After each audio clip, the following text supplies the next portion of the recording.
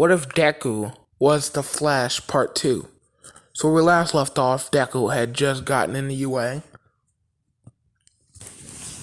And also, for a quick second, again, just like my last What If Deku Was the Hulk, What If video, I will be retconning a few things.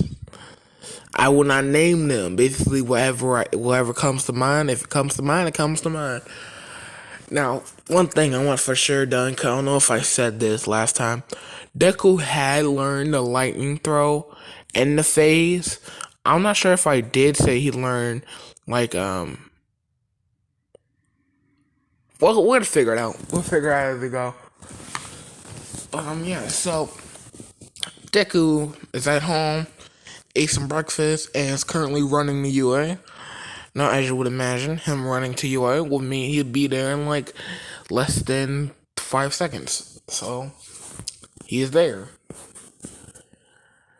And Deku, being Deku, just walking in.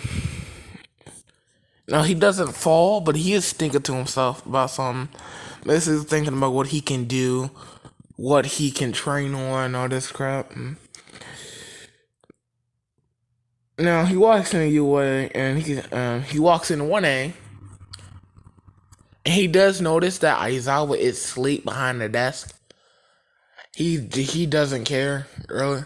He does see Ida and Bakugo arguing with each other. So yeah, that's something.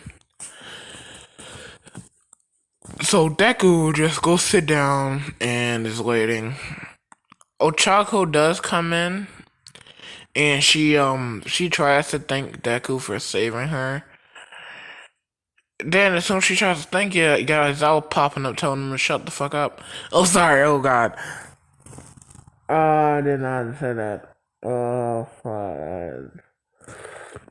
He's basically telling him to shut the hell up. Because he was trying to sleep and they're making too much noise.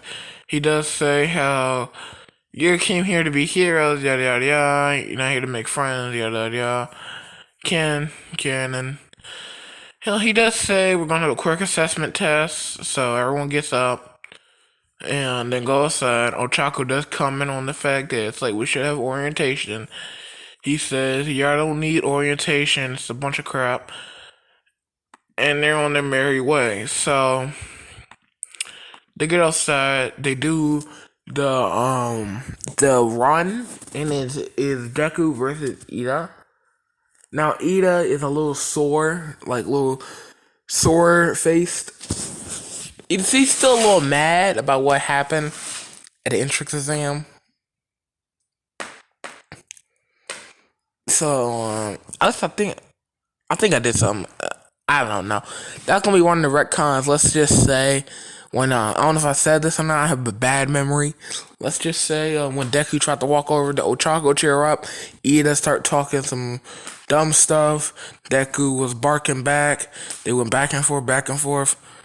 So Ida's still a little sour from that. So he's trying to show off and beat this man because it's Ida. Now, as soon as Aizawa says go, Ida's about to take a step. Deku is at the other side of the what's it called? Of their running thing. So and Ida, as soon as Deku got over there, he started running, and then he noticed Deku isn't behind him. Then he looks in front. Deku's in front of him. So he's like, what? At first he thinking, this man has teleportation. But then Aizawa clocks his speed and says he got there in like 0.5 seconds. If you don't know what it is, that's 5 milliseconds. So that's pretty quick. Yeah. Either clocked in at like 3.5 seconds. So you can obviously tell who's faster by a big old margin. If you don't understand, basically the fact that Deku's running in milliseconds and Ida's running in seconds. So that's not good for Ida because he's literally slow. They do the long jump. Deku jumps He uses a bit of his quote unquote power, if you know what I'm saying. And he makes the long jump. He comes number one in the speed test, number one in the long jump. Now it's time for the ball throw. Bakugo did do the ball throw since he was first place. I don't know if I made Deku first place or not. I'm sorry, I don't be watching my videos back, so I don't know what I did. But yeah. Let's just say Bakugo was in first place. No matter what was said, Bakugo was in first place. Deku was in second. So Bakugo threw his ball. He got 705 meters. Now Deku's turn. Throw his ball. And Deku is thinking about something. So what he does is, where he enters his little flash time. He just used that extra seconds to think, and he figures something. So he exits flash time. He's off throw the ball. So what he does is, right, he takes a step back, and then does a quick old sprint about 5 feet to make the momentum really fast, make the momentum really powerful, and then chucks it and has a little bit of energy in his hand. So basically, he's throwing a lightning bolt that's basically carrying the ball. So not only does he have the momentum basis throw in the lightning bolt throw, he also uses speed when he throws it. So it went about like Mach 1. There was a sonic boom when he threw that ball. And the ball went about, let's do math calculations, 2,955 meters. Everyone hears that, and they're like, what? What did you just say? What did you just say? Like, now Deku does come in second place because Ochako did get the infinity. So he comes in second place, but really people are saying he should have been in first since how insane that ball throw was. But that ends. They do classes, and then they school ends. They go home. Now, there's something that must be said here. Deku, while walking home, because he's walking, he don't want to run, he notices a guy getting mugged in the alley. Now, against his better judgment, what he does is he runs over there, knocks out the guy mugging him, and then runs back before a dude can see anything. And then, like 5 minutes later, Deku notices this black car following him. So Deku obviously cuts an alley, cuts a corner, and starts running. They can't find him. Deku gets home, goes to sleep, wake up. The same black car is outside of his house. So Deku thinking nothing of it. Or quote, he's thinking something of it, pretending he don't care or he didn't notice. He starts walking to school. The car is still following him. So the end say he's thinking, who the hell is following me? And why? Because that was the same car that was from yesterday. If you get what I'm putting down. So Deku turns another alley, and that's when the car speeds up because they know what he's about to do. So they stop him, and they start honking their horn. Deku turned around, be like, what do you want? One dude gets out and basically tells Deku to come with him. Deku tries to say no. And then they hold up a photo of Inko and said, if you don't come with us, somebody's going to get hurt that you don't want to be hurt. So obviously he has no other choice. He has to come with him. So he goes with him. They take him to a warehouse where he meets with this doctor lady. And the doctor is basically saying, do you know what you are? And Deku asking, what do you mean? And she's basically explaining to him that he doesn't have a quirk, yes, And he says, technically, no. And she asks him, why do you think that is? And he's like, I don't know. So she's basically talking about the fact that it's like he has powers, but he has the extra joint in his toe. That's what I don't know if I said that in the first part. If he had an extra joint, or only had the one joint. So I want to retcon that. Like I said, I'm gonna retcon a few things. I don't want to keep certain things. I want to make this more story driven. Like this what if is going to be more story driven than any of my other what ifs.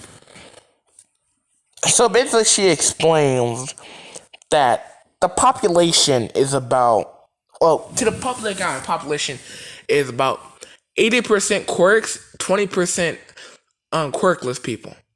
But in reality, it's 80% and 80% quirk people and 10% quirkless people. And Deku is wondering, where did that other 10% go?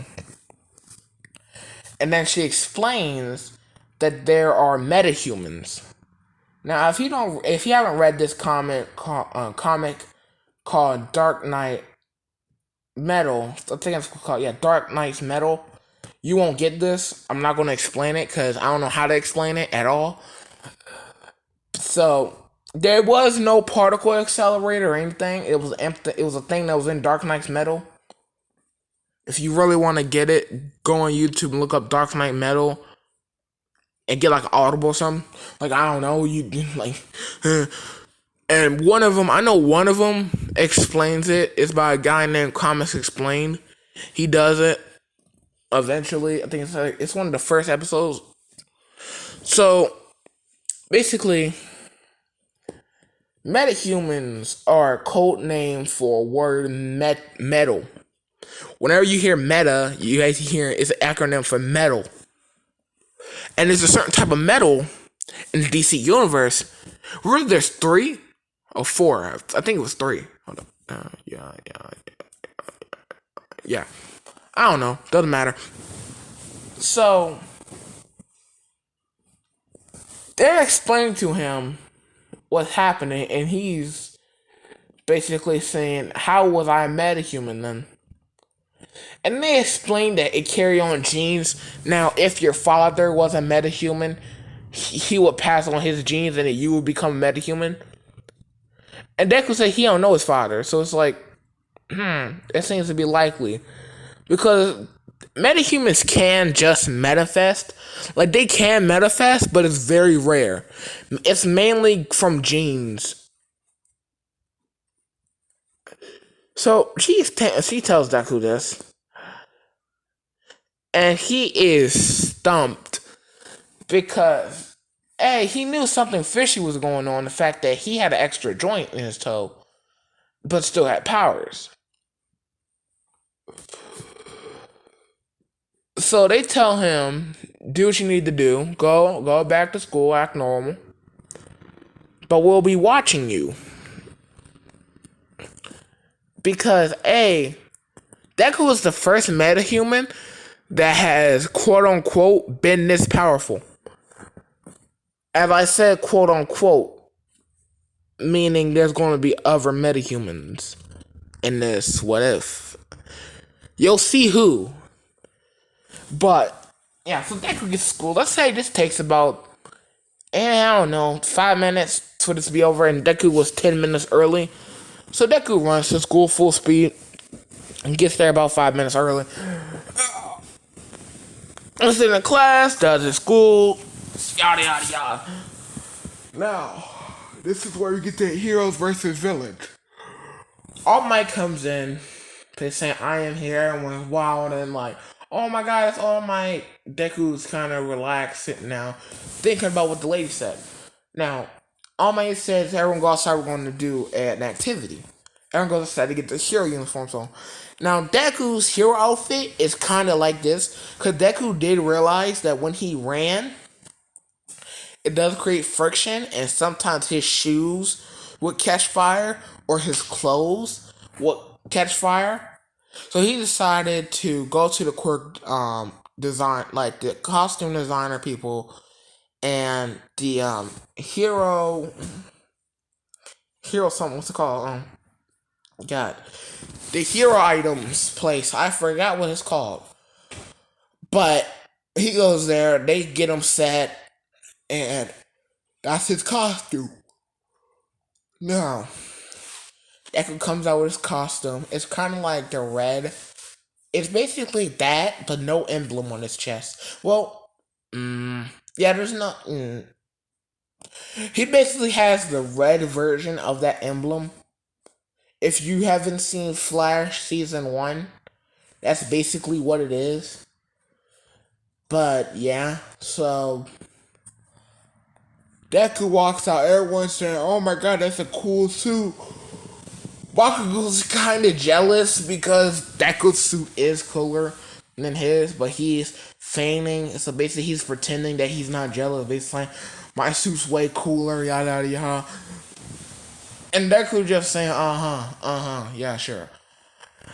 So it's the same thing as canon. Teammate is Deku and Ochako. Team B is Bakugo and Ida. Yeah, same thing again. Bakugo and Ida are villains. Deku and Ochako are heroes. Let's go. So they get the 5 minutes to prepare. Deku is asking Ochako what the quirk is. She tells him zero gravity. He explains his quirk. And they're on the merry way. So time's up. They walk in the building. Deku, like, I won't say the plan because I haven't thought of a plan. Like, honestly, I don't really care. I'm just going with this as I go. So let's say they do have a plan, but I'm not saying the plan because I don't know what the plan is. We're just gonna go with it as we go. So Deku and Ochako is walking around. They're kind of looking for something. They're looking for the bomb. And then Deku hears this low popping sound. And then Bakugo comes on around the corner yelling at Deku, basically saying, "I'm gonna kill you." And Deku just grabs a Ochako and sprints away, dodging the explosion. Now, that explosion was really big. Deku comments on that. He's like, "Bro, that was a big explosion." And Bakugo, Bakugo didn't even use his gauntlets yet. So, because I mentioned it, Bakugo tries to shoot him with the gauntlets. Deku, thinking fast in his brain, starts rotating his arms not counterclockwise. He starts rotating his arms clockwise. Basically, what he's doing is he's using an air tunnel to push away the explosion. Bakugo is like, Bakugo's thinking himself, when could he do that? Because he hasn't shown that ability yet. To Deku, because this is called What If Deku, not What If Bakugo. Deku basically runs up behind him, punches him in the back of the head, and then throws a lightning bolt at him, electrocuting him, and Ochako ties him up with the tape. And then Bakugo is just mouthing off, saying a bunch of crap. Deku just knocks him out because he don't want to deal with it right now. And on the merry way. So basically, Deku notices how Bakugo came from the stairs, so they start going up the stairs. And they see the scorch marks from Bakugo explosions, so they follow it all the way up to where Ida is. And Ida does notice him, so he tries to do the monologue. Deku tries to run past him. Ida notices last millisecond. So he moves the bomb away. But when he moves the bomb away, he trips on seamlessly thin air. He goes flying. The bomb stays right there. My says Hero Team wins. Now what happened was, Deku planned for this. He knows that how fast Ida is and that he can almost see him when he's going fast as hell. So what Deku did was He basically ran past him, knowing Ida would run past, and then tripped him up when Ida ran past him, so that Ida would go flying. I say Ina? I mean, Ida would go flying. And then they captured the ball. So it's like, yay, whoopee, yay. So this is where that's the end. Hiroshi wins. Deku is the MVP. Bakugo, what you get from him? He has a broken nose. And yeah, that's it. So next part, we will be doing with Deku with Flash Part 3, the USJ, and maybe Sports Festival if I feel like it. But that's it, everybody. Have a good time. Goodbye.